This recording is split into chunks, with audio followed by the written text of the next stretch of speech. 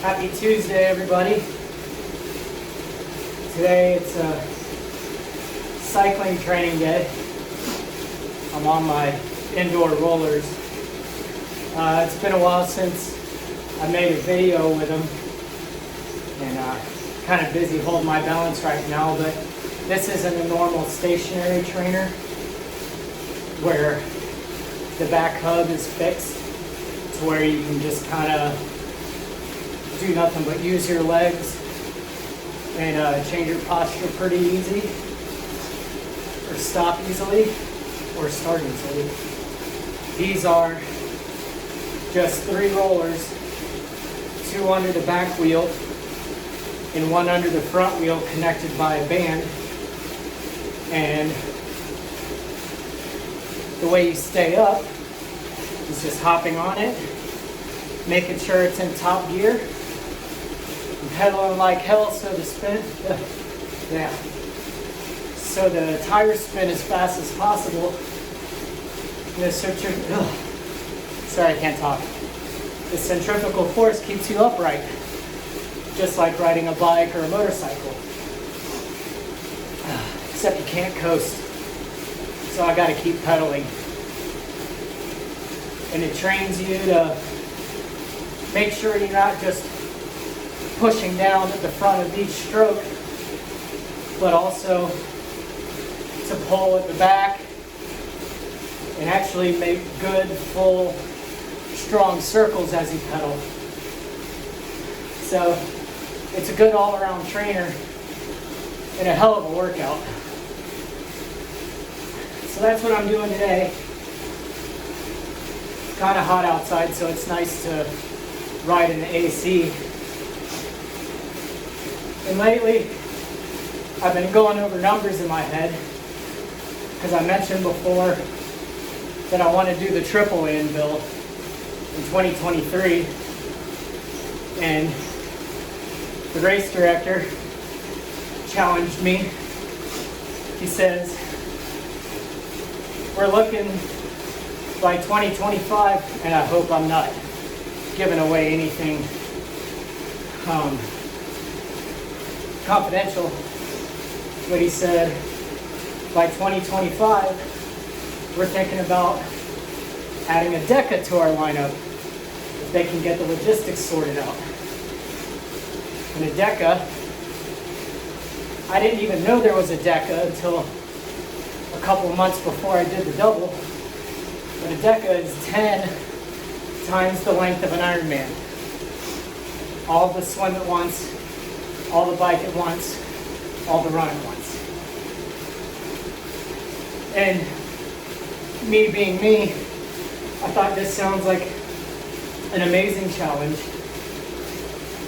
Something I really hope I can do one day.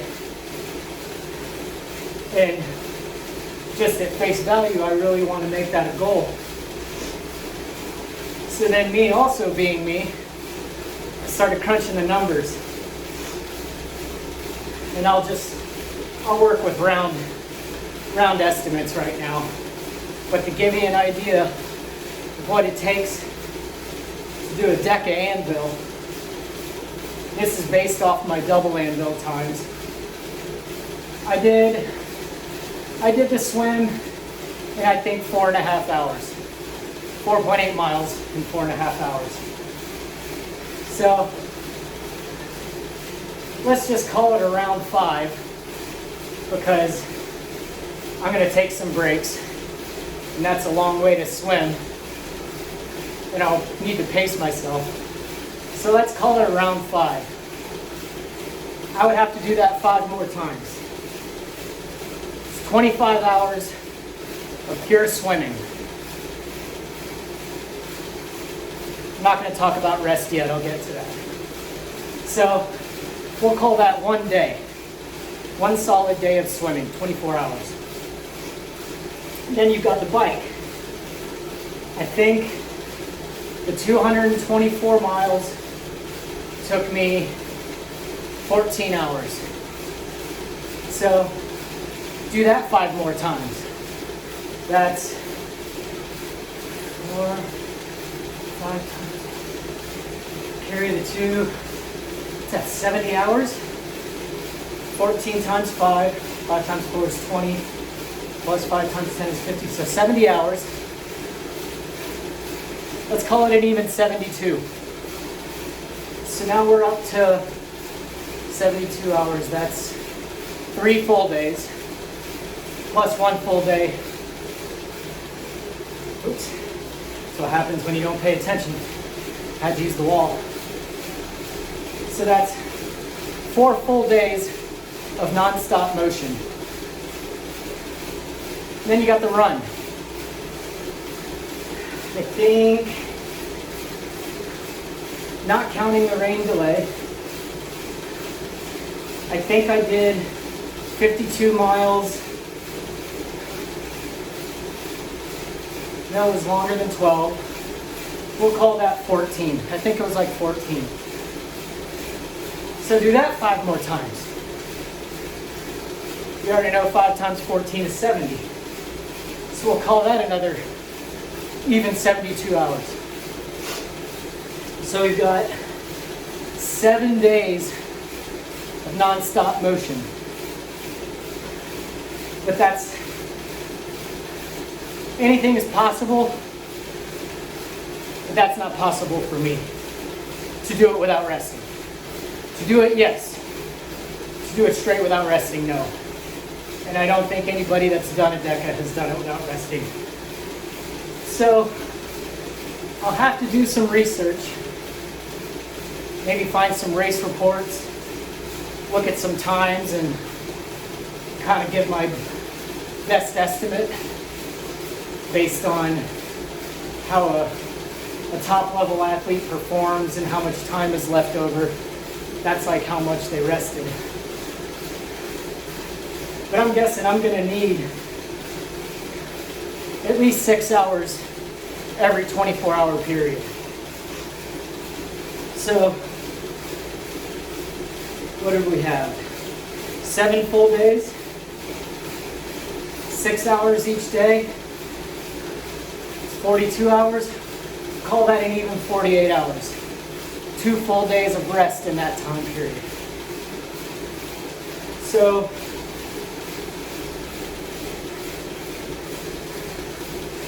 aggressively speaking, a Deca could take, this is just pulling numbers out of my ass and using estimates, 9 days.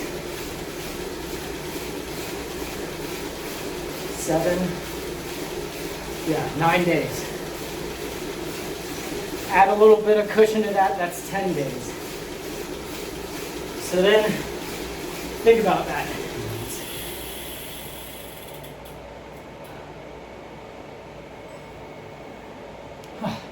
This is what I do. I train and I do math. Even when I'm not at work. This is what I do for fun. So it's a good fit. So I'm going to have to look up some Deca times, reach out to some people that I've met that have actually done it, which has happened. I met a couple people that did it. I met one guy that did a double Deca. Holy crap, I don't know how. But one of the thoughts that popped into my head is that when you get to a race that's that long, it's not a race anymore. A race has a start and a finish, and in between that start and finish, you're pushing more than you should to get the best time that you can. But when you've got a challenge that's 10 days long, it's no longer a race, it's more like your job to train at peak level for 10 days, call it 2 weeks for the hell of it. Shits and giggles, we'll call it 2 weeks. For 2 full weeks, every day is a work day, putting in 18 to 20 hours of pure, hard, physical, cardio, work, cardio and strength.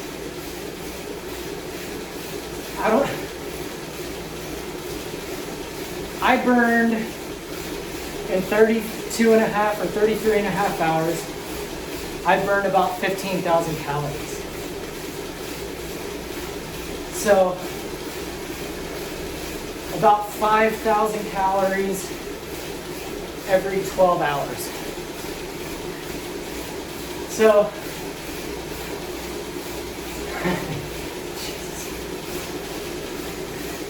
if I put in 18 hours a day,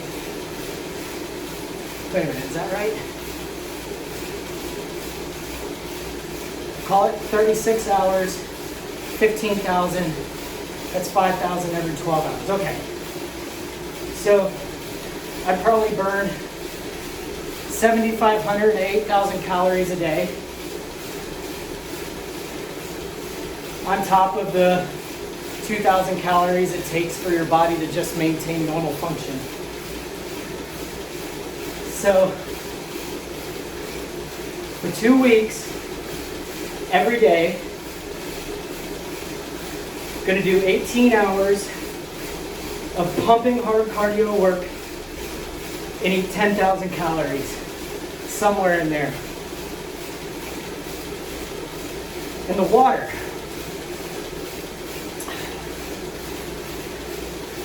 Right now, I'm probably burning off about close to a gallon of water every hour or two. Now, that's at the beginning of my cardio workout. As you go along, at least in my experience, as I go along, my body tends to catch up and even off. But in the first couple hours, I go through a lot of water. So I'm still gonna have to maintain probably a gallon of water every 3 or 4 hours. So a gallon of water every 4 hours, every 3 hours. 18 hours a day. Might be going through 6 gallons of water a day for 14 days straight. Not even going to think about electrolytes right now. Electrolytes are going to be important, but calories, balanced calories are going to be very important. Not just carbs, because you can't function that long on sugar cookies and chocolate milk. Well, chocolate milk would probably help, but you can't function like that off of sugar cookies and saltines and bread. You need fats, because your body's going to burn those fats whenever your glycogen stores get low, your sugar. And then your muscles are going to be working so much that you're going to need protein, because they're not only going to be in a constant state of being broken down, which is what happens when you're pushing yourself like that, they're also in a constant state of rebuild. Lap 2, 1359. Hell on your system. Just absolute hell on your circulatory, digestive, and whatever system is responsible for repairing your muscles. So, if you don't get enough protein for your system to start repairing your muscles, it's going to start breaking down those muscles. Well, if you run out of carbs and fats, mainly, if you run out of those for calories, your body needs calories, and it's going to go to the next step down the ladder and start breaking down muscle tissue. And that's not fun. That's when your pee starts turning brown or bloody, stop sweating, start hallucinating, bad things happen. So, and it's hell on your kidneys and your liver. So, in that race, that challenge, for 14 days straight, give or take, I've got to worry about how to get in 10,000 calories, probably 30% of that protein, 50% of it carbs, and the remaining 20 fats. Maybe that's a little lopsided. Actually, no, it's pretty balanced. I'm gonna have to maintain that kind of diet.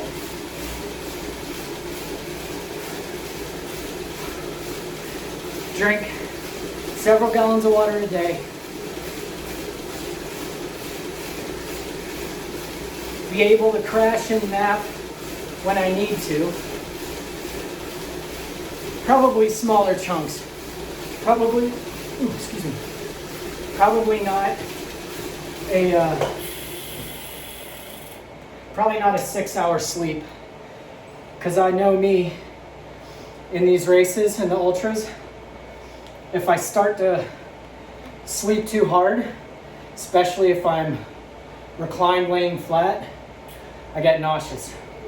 It happened to me this past time running the Daytona 100. I took a 20-minute nap at mile 80. Laid flat down because I was exhausted. I was hoping it would help my circulatory system, get some blood going from my legs back up to my heart. But it ended up getting me nauseous to the point where I tried to throw up, but I couldn't. I digress. So, those are all the things I gotta think about. And on top of it all, just hoping I don't get hurt. Hoping the slightest miscalculation with food doesn't make me sick and throw up and lose those calories. And even worse, lose motivation. Because after not too long into an endurance event, it's 90% mental. Your body only needs about 10% of that to carry on. And the other 90% of the struggle is your brain telling you that you can do it. So, all those calculations, and you still got to worry about the unknown, swallowing some water on accident in the swim,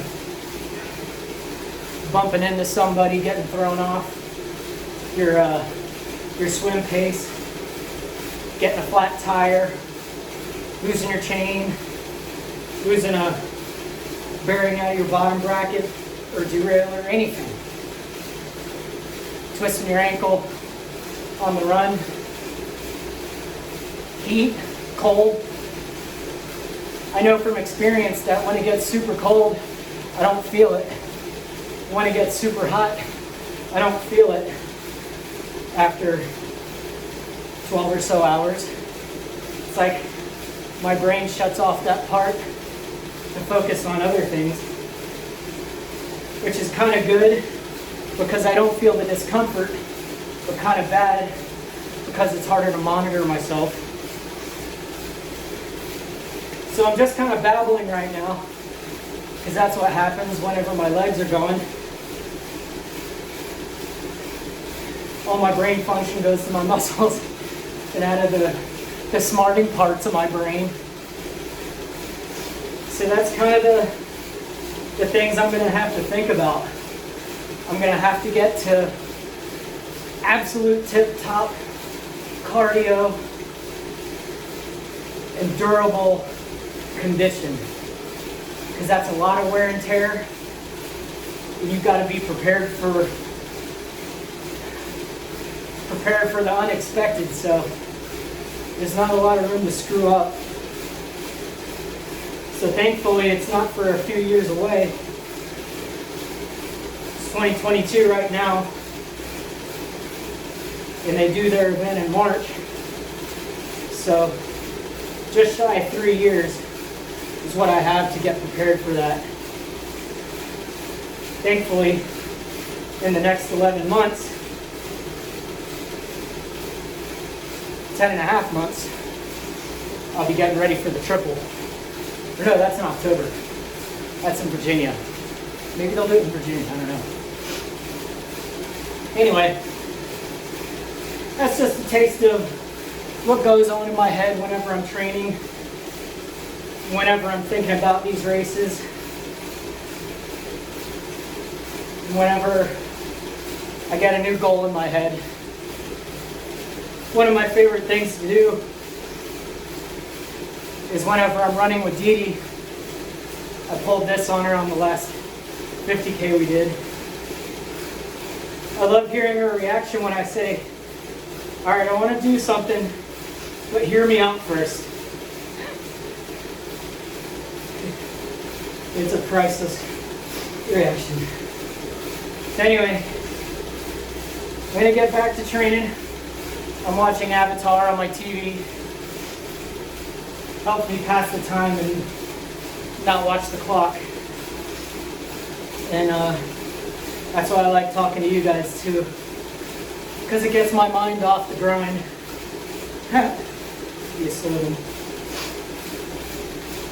Print it. Oh, I meant to say this in the first part, but whenever I was talking about my rollers, if you remember the first time I rode them on video, it was pretty loud. And I thought it was the belt, thought it was all kinds of things, until I did some troubleshooting because I just got tired of the noise and the vibration. Found out it was one bad drum, and I told Garmin about it, because that's who makes it, the Garmin TAC-X rollers. I asked them if I could have a whole new roller to replace it because I diagnosed the bad one. They sent me a whole new trainer. So kudos to Garmin. And if you're in the market for any kind of training equipment, like rollers or a stationary trainer,